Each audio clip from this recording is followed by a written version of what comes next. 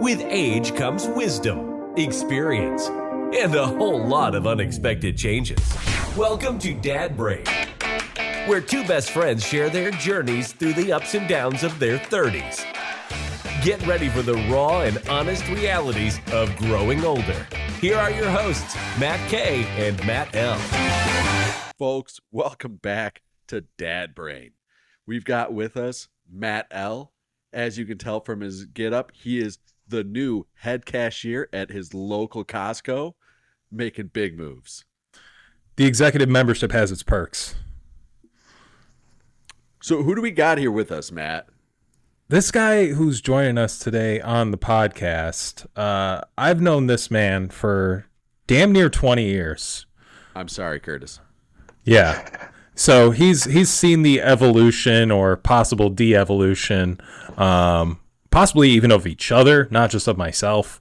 But we've gone through a lot, and he is a dad. So check that box off. He's a boy dad, just like Matt K here is a future boy dad on the way. So we had to bring my buddy Curtis D to the Dad Brain podcast and really pick his brain and, find out some information about his journey. And yeah, so our guest today is Curtis D. What's going on, Matt and Matt? How are you guys? Hey, Curtis, glad to have you on. So Happy to be here. How old is your son now? He just turned 1 April 14th. So he's like almost, 14 months? I don't even keep track of stuff like that. I just say he's 1 year until he's 2 year. Maybe at like halfway points at 6 months. He's like 78 months. He had, Matt, one of the coolest birthday parties I've ever been to, regardless of age. It was all safari themed. Curtis and his girlfriend were decked out in safari outfits. It was just a great celebration. I thought to myself, I'm turning 35 this upcoming year. I'm like, maybe safari should be the theme for that celebration. All it was missing was a bounce house. All it was missing was a bounce house. That is true. So, but no, yeah. Well, before we go too far down the rabbit hole here, I think all the listeners want to know this. Matt, you've been a dad for exactly 1 week. Yeah. Break it down. Well, as you can see, Do you got like shit all over you? Have you been pissed on yet? Is it mostly just sleeping and skin to skin? Like, what's going on here? It's been an absolute blur, but it's also just been really trying to not have it be a blur, really trying to soak in each moment. And Curse, I know you're probably in that same position, right? Like where you see these things happening and you're like, I need to remember this because this is beautiful. Like this morning. Yeah, go ahead. I've never been more jealous of seeing someone else suck on a tit, but that's just, it's like it's supposed to be mine. Sucking on those titties is how we got here. So one of those beautiful moments happened this morning, actually. My baby daughter, we were changing her in our room, and I took her diaper off, and it was a poo, so, we're celebrating that. Congratulations, girl, keep it going. And she projectile shitted on the changing mat as I was changing her. And let me just tell you, the girl's got range. So, remember on the Sean episode, he mentioned that newborn poop is like the best kind of baby. Is it standing up to that, or are you like on a constant state of almost vomiting? Oh. Well, because I don't know if you know this, but like newborn poop, they're still getting their mother's like genes and their DNA and all of their fluids out of them. So you end up getting like this black liquid freaking mucus. It is the weirdest and most smelliest thing you will ever have the unpleasant fortune of witnessing. Yeah. So what Curtis is referring to is the meconium poop, which usually happens in like the hospital. And it's usually like a series of blowouts. I don't know how it was for you, Curtis, but we had 3 blowouts within the first 48 hours of Maisie being here. And, all up and down her back, that black tar like you were talking about. And our baby girl, when she was born, she actually ingested a little bit of shit when she was, coming out. So she also had that like in her lungs, like during the delivery process. It was a scary couple of moments, man. Like It but yeah, no, I know exactly that poop that you're talking about. And I know all the other dads who are listening to this have encountered that black tar, and Matt, it's on the horizon for you, buddy. So, you know what's crazy is you always hear about, the woman shitting herself during childbirth, like all that stuff. But this meconium, draconian poop that you're talking about, like the shit from hell, this is the first time I've ever heard of it. Like, did you just find out about that when it happened, or were you prepared? Curtis, you want to go? Did you know about it? I mean, to be honest, I kind of went into this completely blindsided. Um, I had read how to manage myself and what to expect, but there's so many things that could happen. I think, and the best result is to just learn how to manage your expectations and just have it be all about the kid. I mean, there's certain things that, Tillian never went through, and that other parents my age ended up witnessing. And we were blessed to not have to go through a lot of it, but then there was some times to where it's just like, oh yeah, that's going to happen. Like there's so many random factors. You could read a book. Like I have several books that are like freaking this thick. I read two of them, maybe. So just don't get over wisdomous or gain so much knowledge, because then you maintain an idea of everything has to be by the book, and he's a kid. He's going to do whatever the heck he wants to do. So I guess that's my take on it.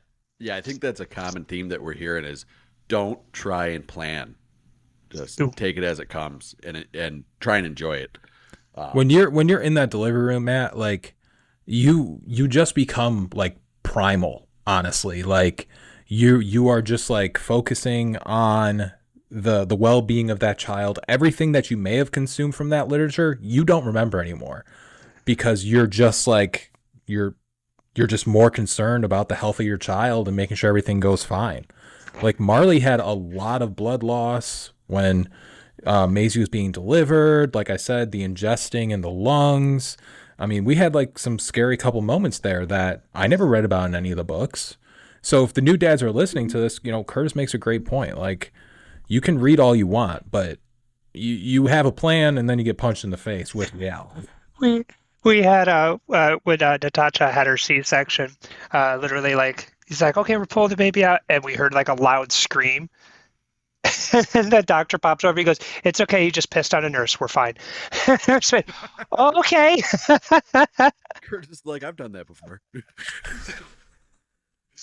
I mean, there might be a few videos out there somewhere in the.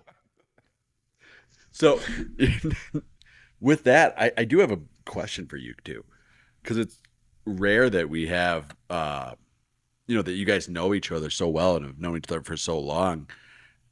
You guys knew each other way before you guys became fathers. Have you guys noticed any changes in each other since you both become dads? Positive, negative, like skinny jeans versus no skinny jeans. I'm glad Matt doesn't wear skinny jeans anymore.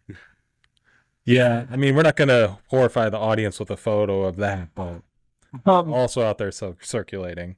But what would you say is a result of the change? Is a result of becoming a dad? Well, when he first came down here, obviously, Natasha wasn't even. No, how long have you been down here, Matt? You guys weren't. No, so we came down. Either. We moved to Florida April 2021. Yeah, so we were expecting by that September. Right. And so we only had like a few months, and it was Matt and Marley were at a stage to where they wanted to go out, they wanted to do things, and then Natasha and I were in that stage as well, but we had to shift gears because obviously, like, we have something else going on. I had to, work on the nursery, the bathroom, getting everything like ready for it, and Matt and Marley were still in like, hey, let's go out and let's enjoy. And I mean, I don't think as a point as a friendship we would ever really drift away. We're not like fair weather friends or anything like that. Like we've always kept in contact. I mean, you called me out of the blue for your wedding, and you were like, you're the only dude who has the same cell phone number in high school that I know. But regardless of the point, it's weird because everyone says like, oh yeah, we'll still hang out and everything like that, and that's coming from a point of like, you want to, and I still want to go out, and every time I still like, yeah, that would be really awesome. dang, chilling at home and just trying to work on some stuff is so much better. It's so much easier. Mhm. And like actually planning for events rather than like flying by the seat of your pants. Like I find a lot more of that. I used to be the most spontaneous person ever. Like, hey, you want to do this? That sounds stupid. Sure, let's go do it. It it's not necessarily rearranging priorities. It's just like, I guess it is rearranging priorities, but it doesn't feel like that to me. That Or basically just spontaneous, having priorities. Yeah. the spontaneous part, like I'm happy you said that, Curtis, because that's what I like label Curtis as, like growing up, right? When we were friends in high school, even through college, like we used to go to concerts all the time and we would find about these things like, within, a couple days, and we're like, all right, we're packing up on a road trip and we're going to this concert, right? Like, because you don't have those responsibilities. Like, Mhm. you just want to like follow these bands or whatever. And Curtis and I have always had that common bond. I just remember when Curtis called me and like said like, that him and his girlfriend were pregnant. I was just so happy for him. Like it was just, it was unexpected, definitely, because, like he said, Marley and I were in party mode. We wanted people to go out with, but it was still that genuine excitement for my buddy. So I've got two questions, and one might be a little personal. So if you don't want to answer it, that's fine. But question one: were you guys trying to have children when you found out you were pregnant with your son? And two, Matt, did Curtis having a child, did that help motivate your decision that you wanted to become a dad as well? Is that because seeing other people have kids is pretty motivating for that, and at least for me it is too, and seeing how rewarding it is. I can go first. No, absolutely not. We had talked about it and we had planned for uh, about 2 or 3 more years, just because of my aspirations in my career and where I wanted to be. And Natasha's selfless enough to kind of allow me to follow my dreams and follow my goals. And then Tillian came into the picture, or at least the little twinkle in my nutsack, I guess, came into the picture. And it just kind of put everything else on hold. Not necessarily that I was like a shift in mindset. It was more of, I have 9 months to get this done. Mm. And it put me in overdrive that I've never seen myself before in, because you don't realize when people say time moves freaking quicker. Have a kid. Time moves freaking quick. Yeah. It's weird. It's so weird. Sounds like you got a case of the dad brain there. All the useless stuff went bye-bye. Yeah. It's not even like I'm any different, though. It's just kind of like every time that I actually have opportunity to do spontaneity, and I'm like, oh, that's my spontaneity. That is so good. To answer your question though, Matt, when I saw Curtis, being a dad and just being around his son and being a successful parent, yeah, that definitely motivated us. As you know, like we have been actively trying for some time, but it is encouraging seeing the people around you, like having the ability to raise a child, right? Because you, like we said, you can read all the literature and everything, but nothing really prepares you until you're doing it yourself. But it does help to see other people, people that you've seen mature, right, succeeding. So that was definitely a motivating factor. And Curtis is an excellent dad. And Nope. his kid. There you go. Any soon-to-be dads out there listening that are worried about it, there you go. If the three of us can make it work, you got this. If you ask any one of my friends, I was literally the last person that they would ever say, you're going to be a dad. I just asked your friend if he thought that in high school, and he didn't even answer. Yeah. Oh, I'll answer that. Yeah, I agree exactly with what Curtis said. I thought Yeah. Curtis was just going to continue scamming on chicks at the bar until he was like 55, and that was fine. I was fine with it. Yeah. You're And saying you're surprised it took this long for Curtis to become a dad? No, no. I actually had something that I told myself that my dad kind of instilled in me as well. I said that no matter whatever I may fail at in life, I will never fail at being a dad or being a parent or a father. That is one thing that I don't think that if you actually try and care, that you could ever really fail at, because that's all you have to do is try and care. Curtis, you mentioned your dad there, and we all had these different upbringings and everything, but we see what we're doing as parents, and we try to reflect on how we were raised, and it all just goes back to what you were saying, right? Just this ability to care about your child, right? Want the best for them, want to give them the best that you're able to give them. And if you're doing that, then you're successful as a father, as far as I'm concerned. Mm-hmm. That's now that you're kind of talking about the previous generation, that's something that I'm super excited for. And I don't know about you guys, but my parents were just such good fucking parents, fun, do anything for you type of people, and just the excitement that I saw on their faces and my dad's face and my mom's face when, we told them that they were going to be grandparents. And I think, I'm not saying they are looking for round two, but I think they're excited for it. Yeah. Well, long story short, so my mom actually, she was kept in. She's like, "Oh no, I'm fine being a grand fur mother," because we both obviously had pets at the time. But she would mention that over and over again, to where it's like, okay, now it's just becoming creepy, because like now you're that creepy grand fur mother. Like, do you really want to be labeled as that? Like, no, you definitely want a grandkid. And so, right as soon as we announced Tilly to everybody in my family, my brother and my sister-in-law were actually trying to conceive, but they were unable to, so they got put on an adoption list for almost 2.5, 3 years. And literally 1 month after Tillian was born, they got accepted for an adoption program. And so my parents went from 0 to 200 literally within a matter of like 1 to 2 months.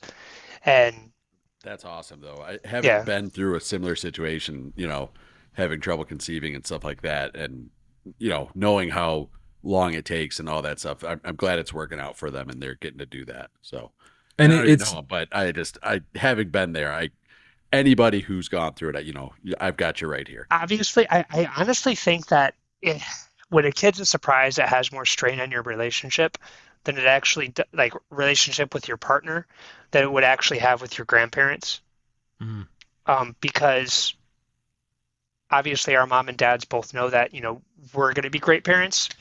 I know, obviously, your parents, Matt, feel the same way, but I think it has more strain on your relationship. And if you can get through the honest to God, just bullshit that comes with it, and then you realize that it's just a kid.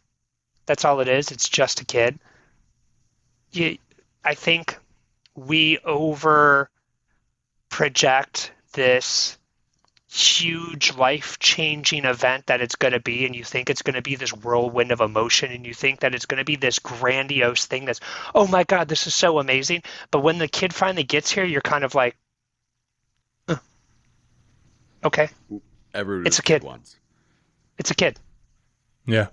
There's millions of other, but this one's mine. That's the only thing that makes a difference. And so it's kind of almost defeating that you think you're going to have this like, oh my God, come to Jesus moment. Like, no, it's not going to be like that. It's going to be this like, oh, I'm a dad now.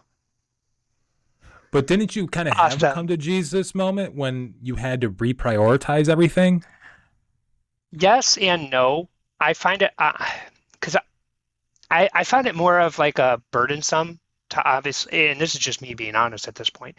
I find it more here on the Dad Brain. Hey, I found it more burdensome. Like, God, because I mean, I was still in my like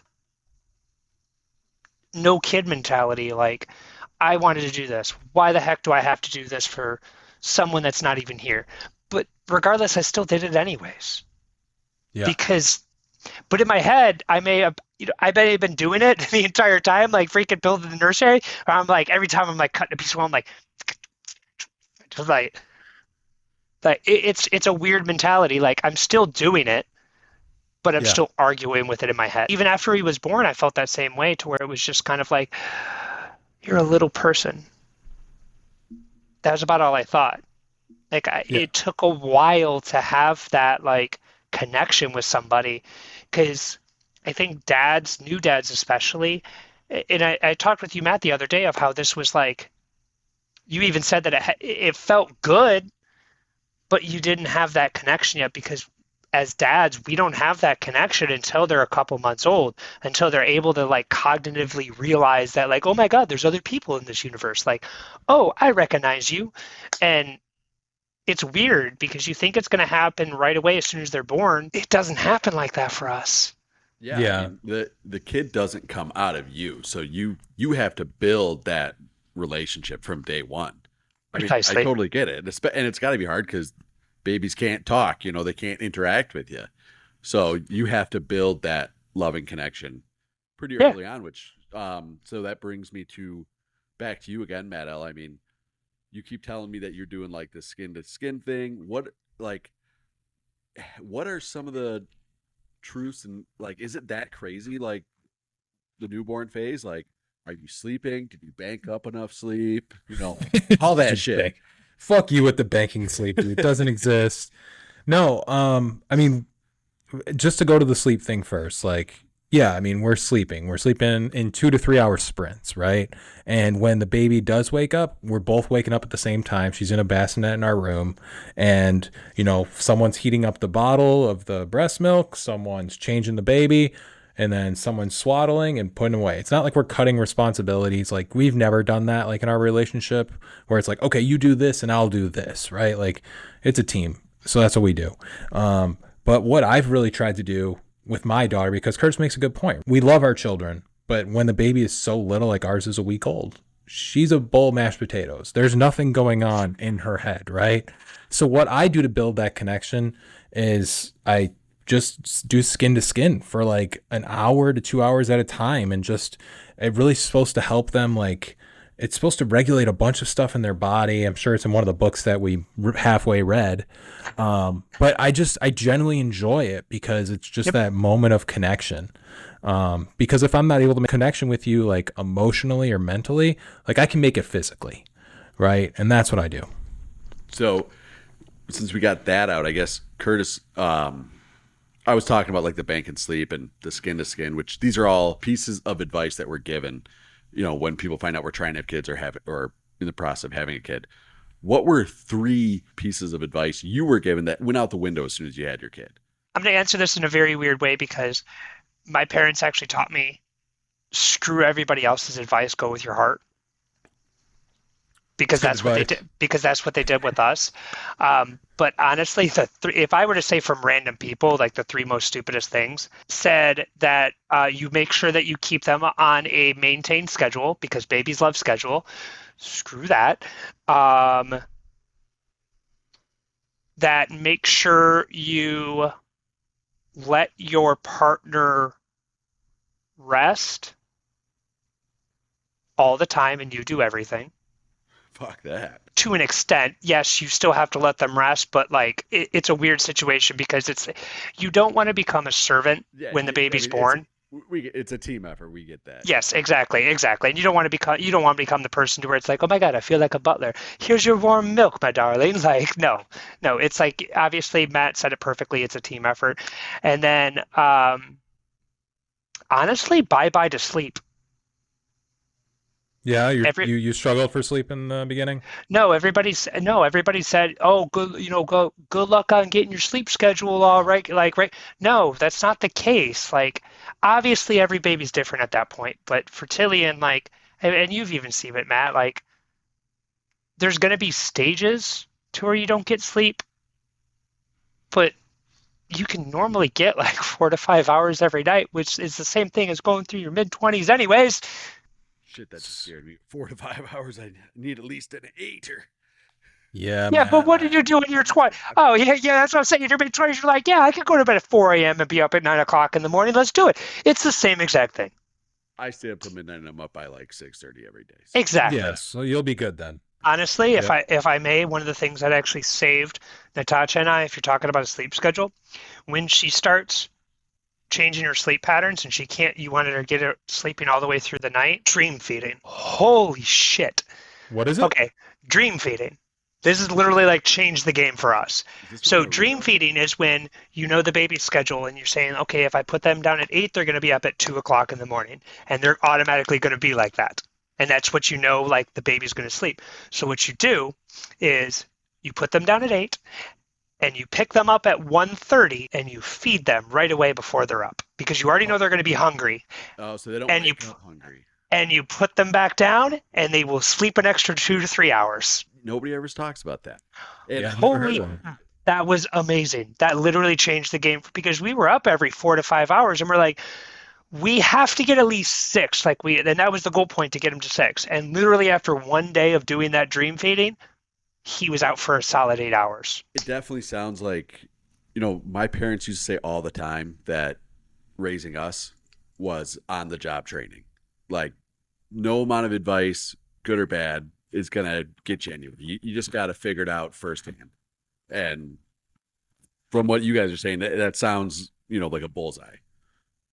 Honestly, when you asked the question earlier about like what's some of the worst piece of advice that you ever gotten, it was hard for me to answer, because I was so well taught by my parents that they were even saying like, don't take anybody else's advice, because it's not going to work. Yeah, I mean, now that your child is, over a year old, and I mean, he has a personality, right? Like, nobody smiles like you're like Tillian. Like, this kid is just nothing but smiles, positive energy, a lot like Curtis.